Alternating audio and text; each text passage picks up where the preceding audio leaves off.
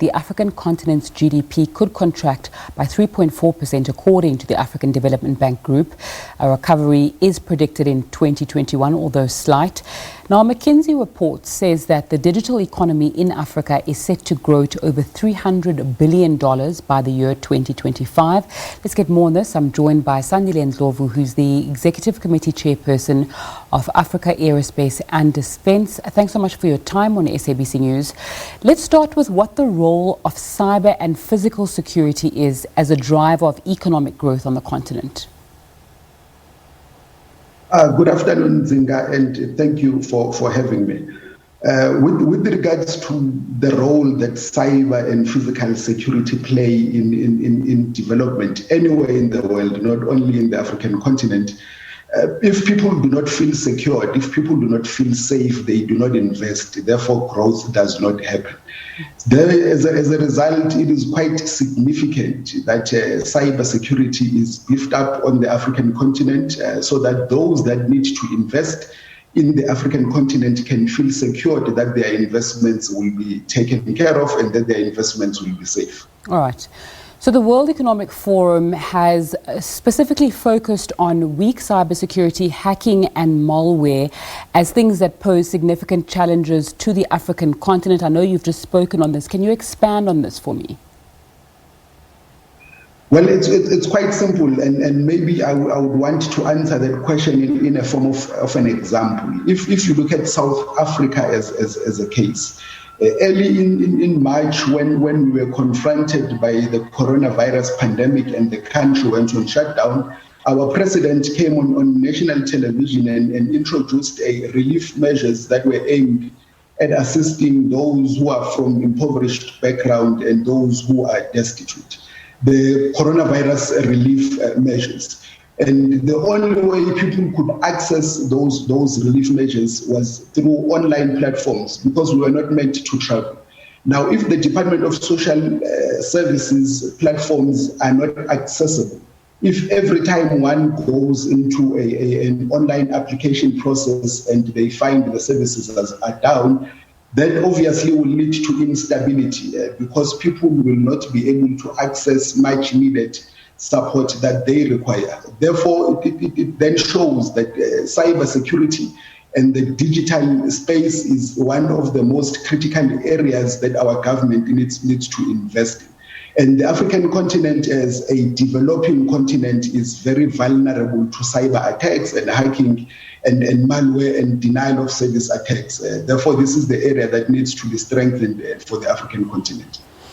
Okay, when we were talking about security, we focused on that growth that McKinsey spoke about in terms of 2025, how much money Africa could make from e-commerce, but there's also a physical realm as well.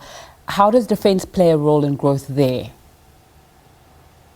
Well, the role that defense plays, and from this side, we are talking particularly as the defense industry, as the defense and the security industry.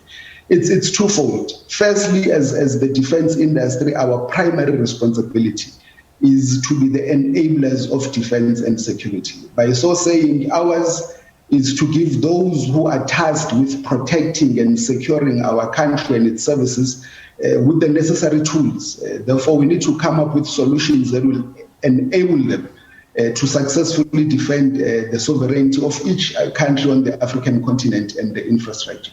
So we need to make the tools available. We need to make the solutions that are required available to the defenders of our countries. But secondly, and this is the most importantly, with the level of skills that the defense sector has as one of the high-tech sectors in the country and the world over, we then also have a responsibility of cultivating enough skills for the South African and African economy. So people that are naturally trained by the defense industry and by the defense environment go on to play a very significant role in other sectors. So our contribution is twofold. Firstly, in providing the tools or the products that are required, and secondly, in ensuring that the economy continues to function by pumping enough skilled individuals into other sectors of the economy. Mm-hmm. We know that during the coronavirus pandemic, people have spoken about the many challenges and obstacles that have arisen as a result of lockdown and closing of borders. How then, if in any way, do you as AAD benefit from the coronavirus pandemic? And then how do you try and innovate and move properly into the fourth industrial revolution in that space? So, well, I'm not sure whether we call it a benefit because obviously the lockdown that has ensued after the coronavirus has had some positive aspects and also some negative aspects. We work largely in a security conscious space. So our inability to move and interact with our client has severely hampered our ability to conduct business.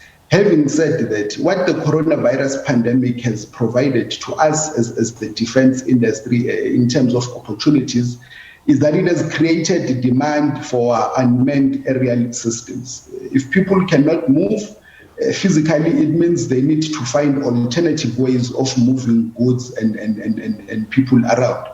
So the demand for UAVs, what is referred to as UAVs, our unmanned aerial vehicles has quite increased, and with that demand, it then means the South African economy will benefit largely from the ability it has to satisfy that demand.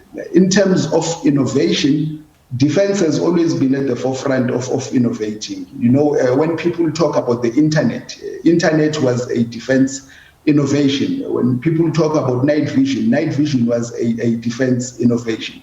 So as we move into the fourth industrial revolution, defense will also be at the forefront of leading in the development of innovative solutions, be it in the area of robotics. We are quite strong in the area of robotics, in the area of artificial intelligence, and also in the area of developing very niche cybersecurity solutions.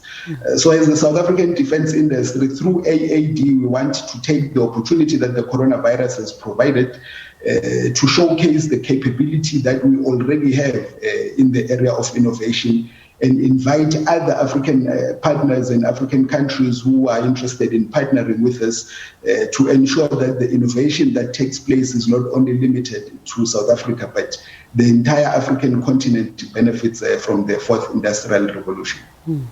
Sandile Ndlovu, the Chairperson of Africa Aerospace and Defence, joining me there via Skype. Thanks so much for your time on SABC News.